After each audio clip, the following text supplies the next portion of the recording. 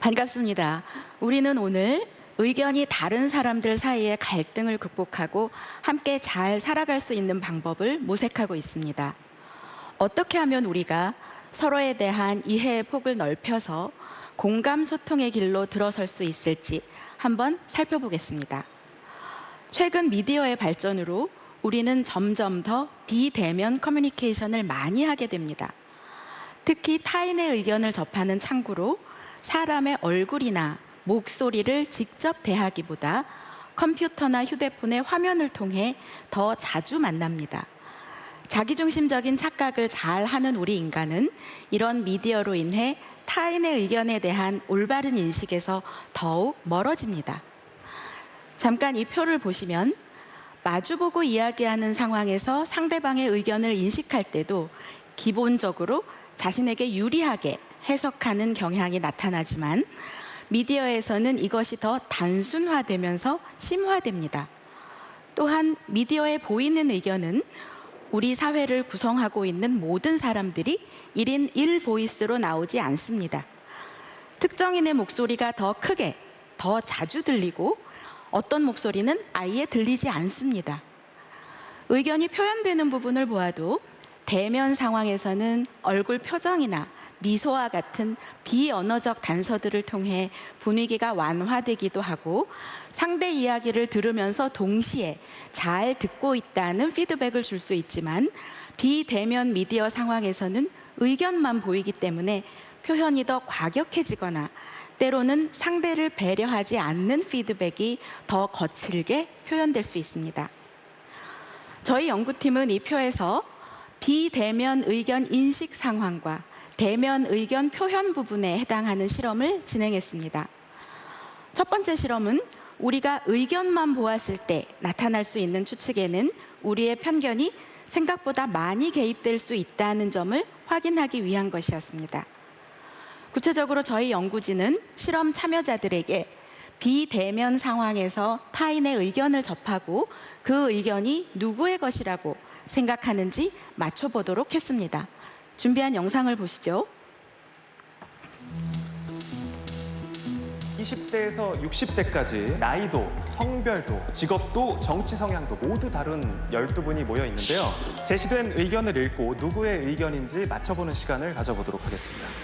어려도 초상권을 보호해줘야 한다. 내가 어른인데 하는 생각은 우리 앞 세대에는 있었지만 지금은 세월이 변했다.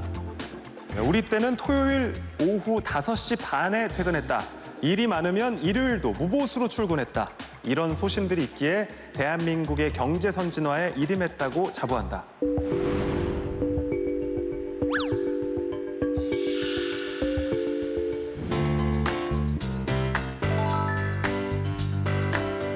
5번을 이 11번 분이 모두 선택하셨잖아요. 네. 일관되게 네. 첫 번째, 두 번째, 세 번째. 그 각각 왜 이렇게 5번을 선택하셨는지 들어볼 수 있을까요? 솔직히 첫 번째 거에서 조금 저도 여성분이지 않을까 했는데 5번 분 인상을 보니까 자기 주장이 좀 강하실 것 같은. 상상도 못한 결과가 나올 것 같습니다. 자, 시의 주인공이 누군지 화면으로 보여주십시오.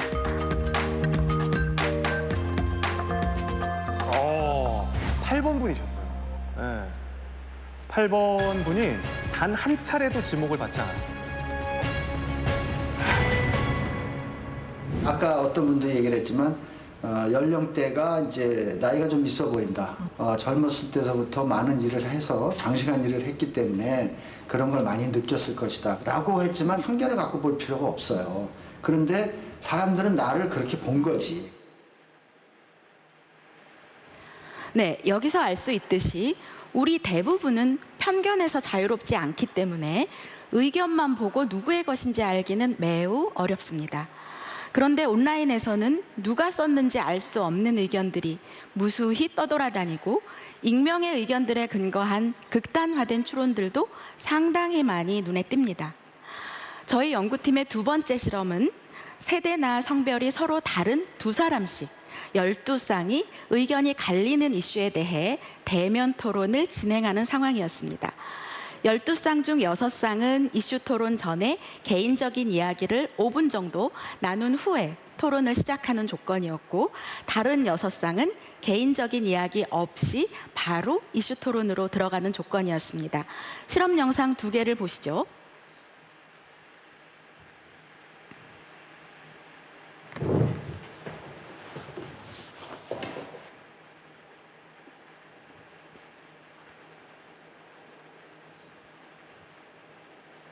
선거 연령을 18세로 하면은 18세에 해당되는 나이가 고3 정도 되잖아요. 네네. 그래서 제가 생각하기에는 18세로 하향을 하면은 고3이니까 수능 시험 준비도 하고 해야 돼서 일반적으로 이런 선거라든가 이런 거에 신경 쓰는 것보다 공부에 더 집중하는 시간이 더 많을 것 같아가지고 선거 연령을 18세로 하향하는 거는 저는 아니라고 봅니다.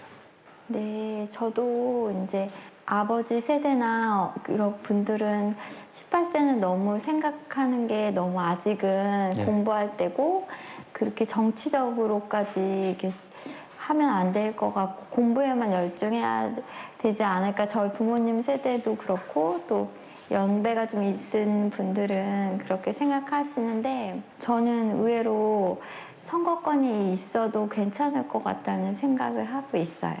의견이 좀 다르다 보니까, 그리고 개인적인 이야기를 하지 않고 바로 이슈 토론을 하다 보니까 눈을 이제 마주치고 얘기하기보다는 이제 다른 생각을 하시면서 가끔은 마주치시지만 계속 어떤 공감하는 분위기에서 하시지는 않고 본인의 생각을 정돈해서 얘기하시려고 애쓰시는 모습을 이제 볼 수 있습니다.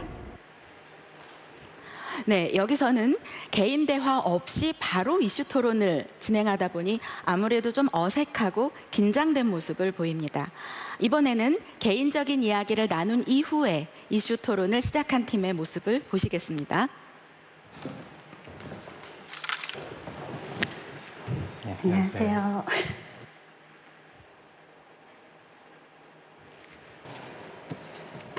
음식. 아, 또 음식이 나왔네. 예, 아침 드시고 오셨나요?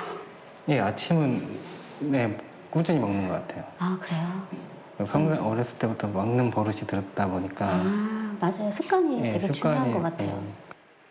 네, 이제 이슈 토론 들어갑니다.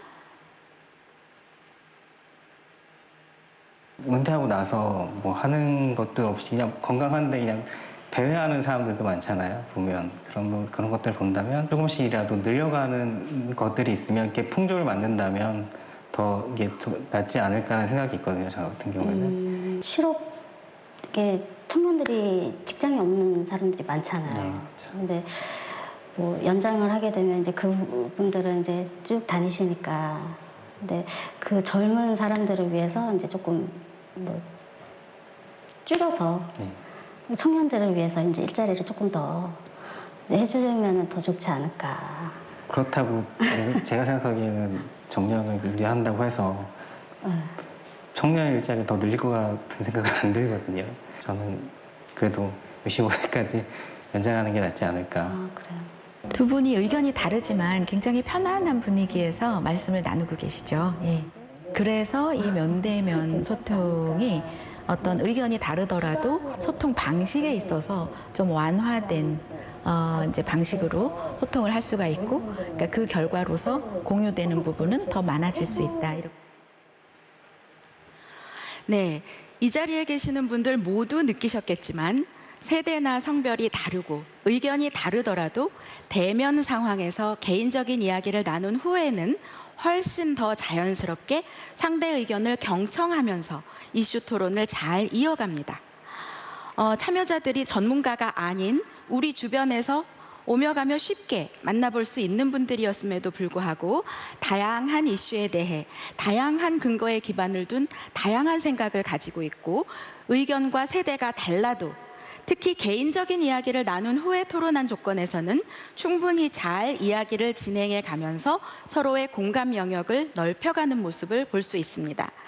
의견이 다르더라도 서로 인정해주는 영역이 넓어진다고 말씀드릴 수 있겠습니다. 이렇게 자연스럽게 느껴질 수 있는 사람과 사람 사이의 교감이 온라인 소통에서는 비대면 상황으로 인해 방해를 받을 수 있습니다. 그리고 상대방의 의견에 대한 잘못된 추론도 더 악화될 수 있습니다. 작년에 위스콘신 대학의 토마 교수와 동료들은 텍스트에 기반을 둔 온라인 소통에서는 비언어적 단서가 부족하기 때문에 자기 자신을 타인보다 더 정직하고 이타적이라고 생각하는 편견, 즉 타인이 자신보다 더 이기적이며 잘 속인다고 생각하는 편견이 대면 소통 상황에 비해 더 강해진다는 연구 결과를 발표하기도 했습니다.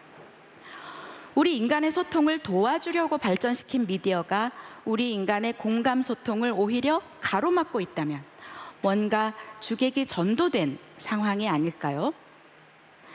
지금 우리 사회에서 갈등의 한 원인으로 작용하고 있는 의견 양극화는 우리의 실제 의견의 차이에서 발생하는 부분도 있기는 하지만 다른 사람들의 실제 의견을 잘못 지각하는 착시 때문에 발생하는 부분도 상당합니다.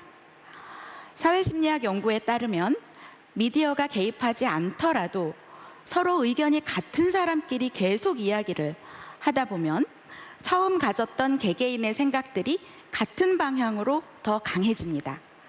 그 이유는 각자 서로 다른 근거에 의해 그 의견을 가지고 있었는데 동질적인 사람들과 이야기하다 보니 그 의견을 지지하는 다른 근거들을 더 많이 접하게 되기 때문입니다.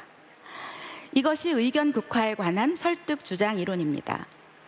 또한 동질적인 집단 내에서는 모두 비슷한 생각을 가지고 있기 때문에 그 의견을 더 강하게 이야기하는 사람이 더 리더처럼 보여서 그 의견을 따라가게 됩니다. 이것이 의견 극화에 관한 사회 비교 이론입니다. 이처럼 동질적인 사람들끼리 이야기를 나누게 되는 상황은 아주 흔한 상황입니다. 기본적으로 인지적 일관성을 추구하는 우리 인간은 의견이 같은 사람과 이야기할 때 마음 편히 느끼기 때문입니다. 이때 주의할 점은 동질적인 의견에 둘러싸여 대안을 생각하지 못한 채 점점 더 같은 의견이 강화될 수 있다는 점입니다. 더 나아가 우리가 속해 있는 집단의 정체성이 뚜렷해지는 상황, 즉 나라 간의 대립이나 정당 간의 대립, 어떤 범주 간의 대립이 강해지는 상황에서는 실제로는 두 집단의 의견이 예컨대 -2와 +2 정도로 4점 차이밖에 나지 않는다 해도 A 집단은 자기 집단의 평균 의견을 더 극단화된 -3 정도로 잘못 지각합니다. 마찬가지로 B 집단은 반대 방향으로 극단화된 +3 정도로 잘못 지각합니다. 그러면 우리가 인식하는 차이는 실제 차이보다 더 커집니다. 이와 같은 의견 착시로 인해 자기 집단의 평균 의견을 잘못 지각한 다음에 그 방향으로 동조가 일어나 결과적으로 두 집단 간의 의견 양극화가 발생합니다. 개인의 의견이라도 집단을 대표하는 것처럼 인식되면 더 과격해질 가능성이 커지는 것이죠. 이것이 서로 의견이 다른 두 집단 간의 의견 양극화를 설명하는 사회 정체감 이론입니다. 만약 우리가 두 집단의 평균 의견을 착각하지 않고 실제대로 인식하기만 해도 그리 큰 차이는 아니기 때문에 의견 차이를 좁혀볼 용기가 생길 것입니다. 그런데 이러한 의견 착시로 인한 양극화를 미디어가 더 악화시킬 수 있습니다. 지금은 듀크 대학 총장인 여론연구 전문가 빈센트 프라이스 교수가 스탠포드 시절에 진행한 연구 하나를 소개해드리면 학생 신문을 활용해 인문계, 자연계 학생 커리큘럼 충돌이라는 제목으로 인문, 자연계 학생 간 대립을 강조하는 기사를 보여준 조건과 갈등을 강조하지 않은 단순한 제목의 기사를 보여준 조건을 비교해 보았습니다. 그 결과 집단 간 갈등을 강조한 제목의 기사를 본 조건에서는 조금 전 설명드린 과정을 통해 인문 자연계생 간 의견 차이가 더 커지는 양극화가 발생했고 다른 조건에서는 발생하지 않았습니다. 여기서 중요한 점은 우리 사람들의 의견이 다양하기 때문에 실제로도 의견 차이가 있는 것은 사실이지만 집단 정체성으로 인한 대립 또는 미디어에서의 지나친 집단 갈등 강조 등으로 인해 실제보다 의견 차이가 더 크게 지각될 수 있다는 점입니다. 의견 차이가 너무 크게 인식되면 소통을 해볼 용기조차 나지 않을 수 있고 서로에 대한 부정적 감정이 더욱 격화될 수 있겠죠. 현실에 대한 착각을 줄이기 위해서는 우리 스스로 당장 달콤하게 느껴지는 동질적인 의견에만 둘러싸여 있는 상황을 벗어나 다양한 의견에 귀를 기울이도록 노력할 필요가 있겠습니다. 그러나 안타깝게도 현재의 미디어 시스템은 우리를 더욱 동질적인 생각에 갇히게 만드는 경향이 있습니다. 소셜미디어를 포함한 디지털 미디어 체계는 우리가 자주 찾는 항목들을 기억해 그와 유사한 항목들을 더 많이 보여줍니다. 우리가 걸러낼 수 있는 것을 미디어가 미리 걸러주기 때문에 다양성에서 더욱 멀어지는 것을 필터 버블이라고 이야기합니다. 따라서 우리는 마음이 좀 불편하더라도 애써 우리 의견과 다른 것들을 찾지 않으면 동일한 의견들에 둘러싸여 같은 메아리만을 계속 듣게 되는 에코 체인버 현상을 경험하게 됩니다.